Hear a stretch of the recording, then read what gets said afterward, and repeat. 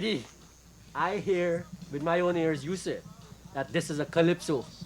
But I'm hearing all kinds of things. I hear African beat, I hear rock. I mean, the thing even sometimes sound like Mick Jagger. So? So what? This music has got bits of rock and roll, if you like to call it, African, calypso, reggae if you want, anything. All those names don't matter one damn. The only thing that matters is that this record sold millions.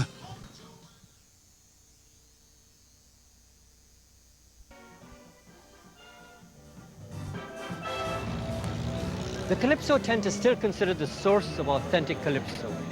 Lord Kitchener, the grand master of Calypso, and an illustrious cast of bards sing to packed houses every night of the carnival season.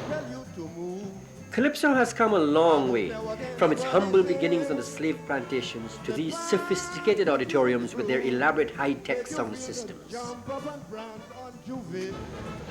The eye looks at Calypsonians, musicians, and others involved in this dynamic art form and tries to discover how the music is finding new and bigger audiences, even beyond these shores, and investigates some of the consequences of these developments.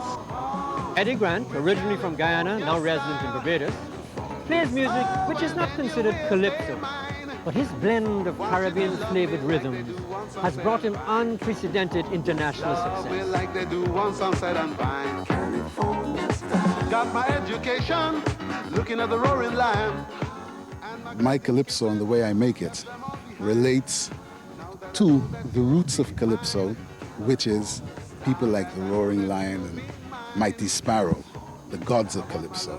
And it also relates to the person outside of the calypso genre in America and England, which would be like dealing with Hollywood and the likes of Clark Gable and so on, and the Roaring Lion of MGM, you understand? So it's a twofold mention in a way.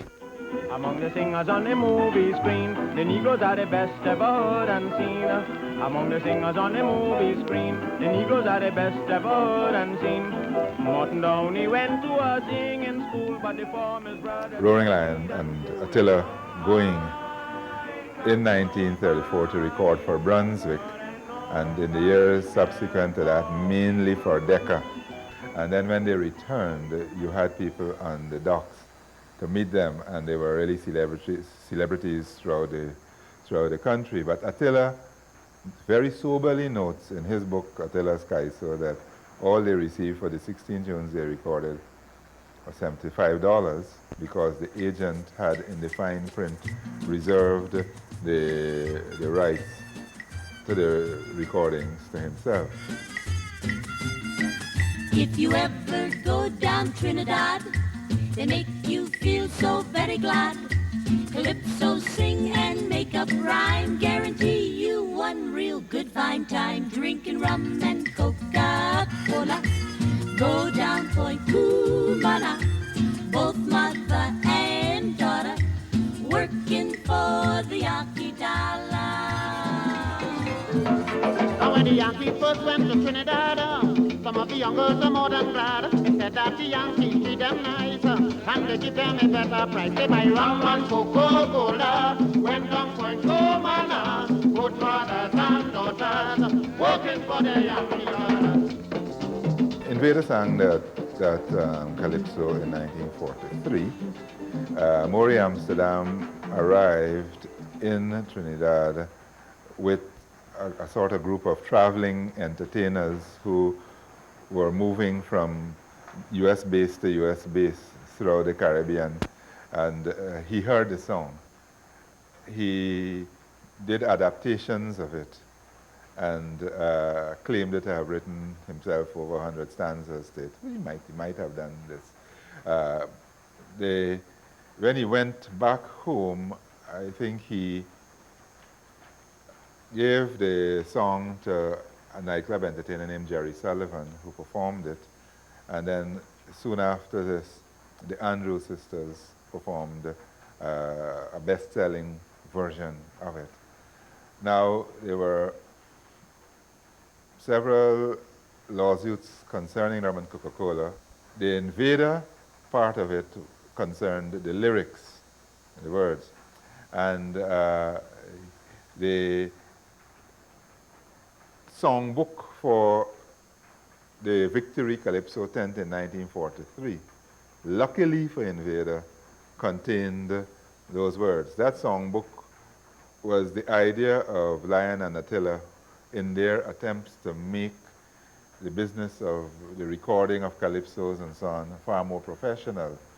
And the songbook then played a great part in determining the fact that Invader had sent in copies of the words to the registry here for copyright approval since about February of '43, long before Amsterdam came to Trinidad. Anyhow, Invader eventually, helped by the tent manager Johnny Kahn, did win that lawsuit, though I rather suspect that the costs were so great that not very much came to him.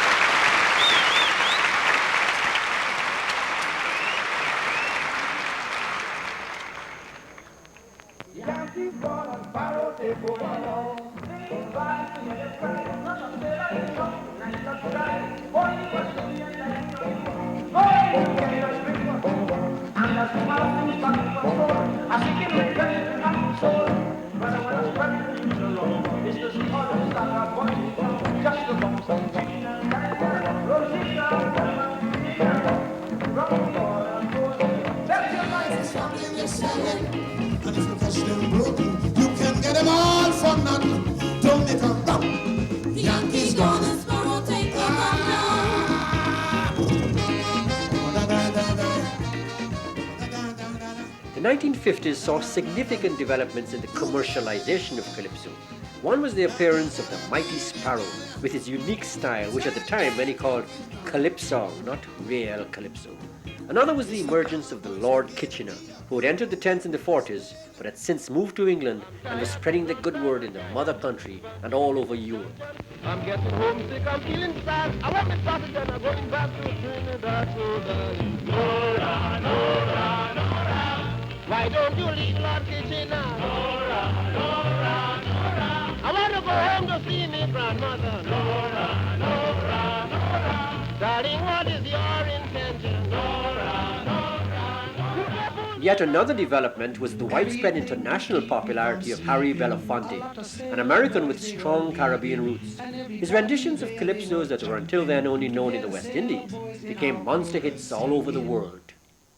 I deep brown-skinned girl, stay home and mind baby. Brown-skinned girl, stay home and mind baby. I'm going away in a sailing boat, and if I don't come back, stay home and mind baby. A lot of comments they used to have on Belafonte here is that he thieved the Calypso and he can't sing Calypso and he's spoiling the people Calypso, but they never thought that Belafonte doing Calypso would bring greater revenue to the individual Calypso then. They shout, the mother told them, shut up your mother, that is your father. My God, you can't be ugly, so shut your mouth, go away. Mama, don't have Yeah. Well, I met Belafonte on the street about maybe 10 or 12 years after he sang my song. My song was submitted to Belafonte by another source, and he thought the other source was the writer of the song. Now, Belafonte has been a very wealthy man on folk music, just singing with Josh White and them fellas. He was rich there. So Belafonte wasn't the type of artist that will go to the record store and try to find something. He had people looking for him. And the look I bring my song, boy, And they nearly go away my whole song, you know, verse and chorus. You think it's easy? Anyway, I met him after and on the street, and I said to him, I said, "Hi, Belafonte." And he stood up. Yeah. First time that man ever see me.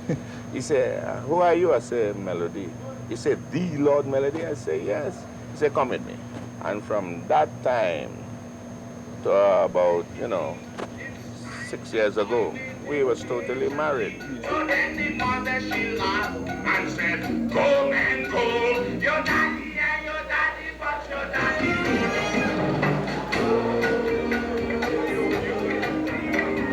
Shame and scandal in the family. Sparrow also won contracts in the late 50s with recording companies such as RCA. Now that was not a new thing, because it had happened in the age of Lion and Attila, winning contracts with American recording companies. But there had been a lull since 1945. And so that the winning of a new contract was important. And you will find that in the 50s, the late 50s, they left Sparrow and Melody, in fact, both had contracts with RCA.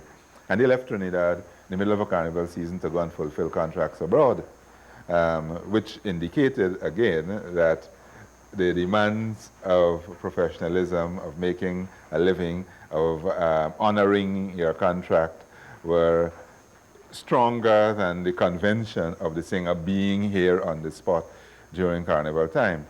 The next element that we should look at is the impact of this need to be constantly composing.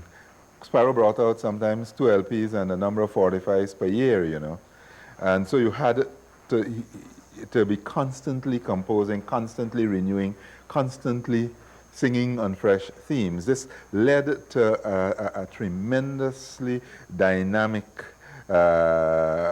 drive to innovate, as had happened in the 30s again. Sparrow began to innovate. People accused him, and to a lesser extent Melody, of putting pop songs into Calypsos. Melody and Sparrow sang bolero type songs. You think of Maria and you think of Rose. The repetitiveness of Rose is something we will not hear until we come to the soca era, in fact. A new musical expression to ease today's frustration. Move it, come on, groove it, endlessly, let me feel it. Come on, people, check out the scene. American popular music has always influenced Calypso, and the soul music of the 70s was no exception. Together with the rising black consciousness of the time, it partly contributed to the creation of soca, the soul of Calypso. But there was yet another important influence. The large East Indian presence in Trinidad and Tobago started to be felt in the music. My desire was to get this deeper feeling of love or soul within the music. And seeing the influences of East Indian and African within the society as the dominant races, I decided to pull the two together and sort of fuse the rhythmic structure. So I used the East Indian drum feeling within the thing and the African melody-wise and the music to fuse the rhythm together. So what I did was like the East Indian drumming, like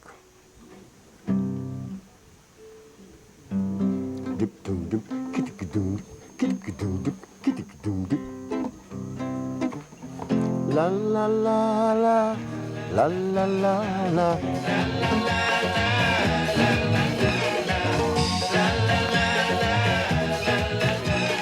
Life today, all like yesterday.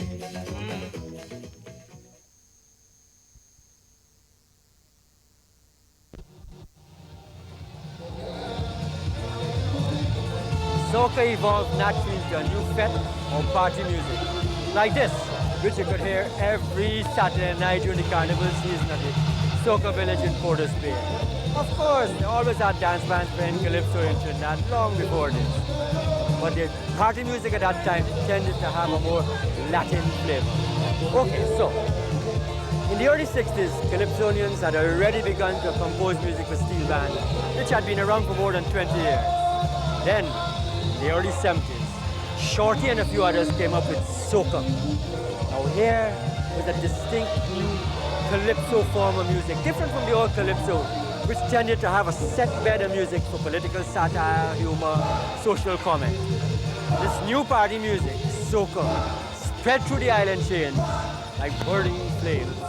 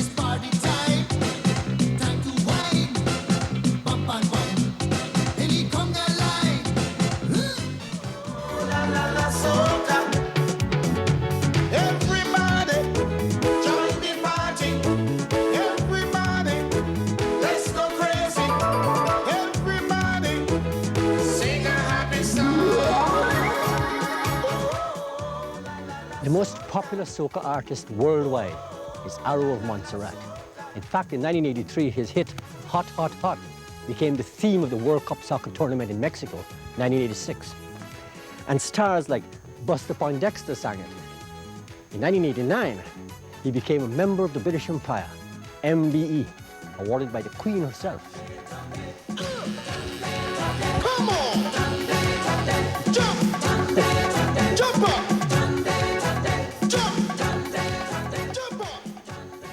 Arrow, how big is Hot, Hot, Hot, really? Well, that's a good question. Well, it's difficult to answer it. I mean, I could try and answer it in an easy way. Numbers and figures and places. Okay, I will start off by saying that Hot, Hot, Hot has been, in fact, the biggest soca selling record ever. It has been released since 1983, and it's still selling today like a new record. I've sold, I'm sure, I'm still counting, between 3 to 5 million copies reported. And the reason why I say reported is that no record company ever report full sales to you. So I've collected on about 3 to 4 million copies. It goes to show that, in fact, that music is an international language, because people don't really have to understand what you're saying. They first relate to the melody.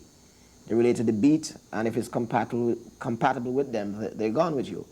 And what I try to do in a lot of my songs is to try and make the lyrics simple.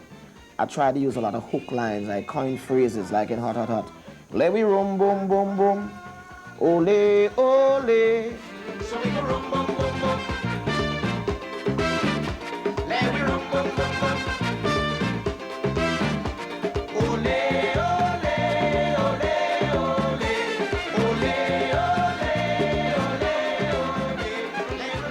Fantastic. Soca music is the ultimate dance music, you know.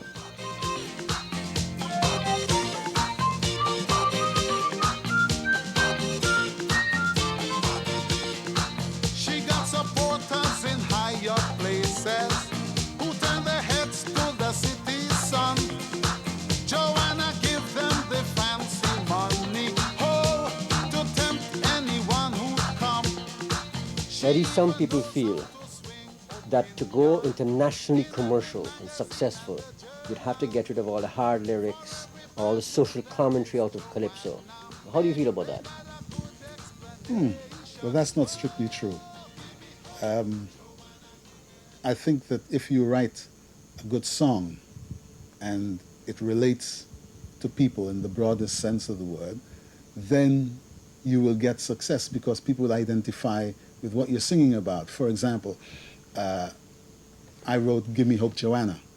It was a protest, a hard protest song, pointing my finger specifically at South Africa and the apartheid regime. And that was a very, very successful song commercially. The people could see something in it for them. If you write a song and it talks about something that is parochial in Trinidad or in Barbados or Guyana, there is a possibility that while it might be a good song for those areas, it may not relate in any way to people from outside. I want my soca. Give me soca. I love my soca. Soca by Arrow, soca by Sparrow, soca by Kitchen, and Bajan Gambing. Sing the chorus.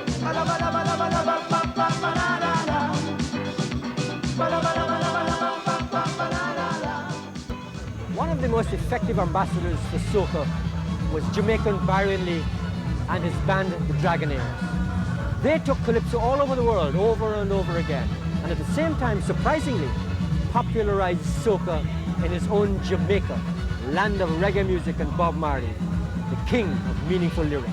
There is a definite difference between the type of Calypso we relate to, what we call a 10th type of music, where it's a lyrical content, it's a small story where you got to pay attention to listen to it, and others where it's just a matter of party music. Arrow and I has seen that area where there are people who just like to do party and bump and wine, jump and wine, walk. That is the freedom of the expression of the music, where the music counts. But it's hard to really say what is going to make it international. I like to always go back to reggae music. Reggae music, Bob Marley made it international with his lyrical content as well as his beat. And now reggae music is still there without much lyrical content, but the beat is there. So it's got to be something that appeals to the international world. And they see it in a different light than you and I. Then I start to notice, wait, like you is a Baptist. She said, darling, no, no, my darling is not so. You see, Trinidad and Brazil, we have the same vibration. Eleve, she make me to understand. Then the Trinity people take it to the street. From Sando to Palatube, chanting to the beat. And all that I'm singing, bim, bim, bim, baby, di bamba. Rigi mama, mama, mangi, dinge. Bim, bim, bim, baby, di bamba. Trinidadian David Rudder and the band Charlie's Roots started on the road to international success in 1986 with Bahia Girl. Today he's in demand throughout Europe and in North and South America, but despite his increasing success as an international soca artist, Rudder is still very conscious of the traditions of Calypso. Being a modern man in this time, my whole situation is about going forward, but on the things that I've learned before, you know, so you might hear the influence of those things in the past, but it will be from a totally different feel. It will be, I'm looking towards tomorrow. So it's like tomorrow, now, because of them, you know? Sweet scandal when she walk. Bacchanal lady. But listen to the woman how she talk. Bacchanal woman. Won't you come? Won't you get some love? A bacchanal. Soca music is a rebel music. It was the first Caribbean rebel music. I mean, even things that that have been converted into sort of like a commercialized thing, like say even Harry Belafonte, you know, they like even if the folk, they like Come and We Want to Go Home, that folk song. There's a man saying, I working hard here all the time, I want to go home, I have family too, you know. Rum and Coca-Cola is about prostitution, you know. So it's about how our women were exploited, you know. Which is like the Bacchanal lady coming out of that now is saying, well, you can't do me that again, you know. So the music has something to say. It's not just about, if it's to say it's a dance, it's dance too, you know. And I'm all for that, because it has that vibration. It is probably the most powerful dance music around. She ain't a Roman Coca-Cola girl. Don't try to fool she with that jive. If you want to break down in she carnival, come strong, you stay alive. She neither here nor there, she everywhere. People say she's a There is a continuum from Invader's Rum and Coca-Cola through Sparrow's Gin and Diner to Rudder's Bacchanal Lady. They share the same theme, but the music has changed. These changes are a natural Caribbean response to a changing world, so that Calypso can maintain its presence in the international marketplace. I can still hear lion roar through Greenwich Village while executor kills them dead at the ribbon blue. Lord Invader conquers Berlin, but their hearts this time, and Lord Kitchener making all London feel so new. Beginner and terror too, Fitzroy Coleman fingers dancing on the breath, dancing on the breath. And when you think that he through, he has not nothing yet, it's not nothing yet. He all graced by the presence of Sparrow. And when Slinger done with the tail, yeah, them shouting, don't go, Sparrow, don't go. Why? Calypso, Calypso, Calypso music. Yeah, yeah, Calypso, Calypso, Calypso. Music. Singing, oh yeah, yeah, oh yeah, yeah, oh yeah, Calypso. Singing, oh yeah, yeah, oh yeah, yeah, oh yeah, Calypso. Singing, oh yeah, yeah, oh yeah, yeah, oh yeah, Calypso. Singing, oh yeah, yeah, oh yeah, yeah, oh yeah, Calypso. Well, we gonna sing it in London, Calypso. We gonna sing it in America, yeah, Calypso. We gonna sing it in Africa, Calypso.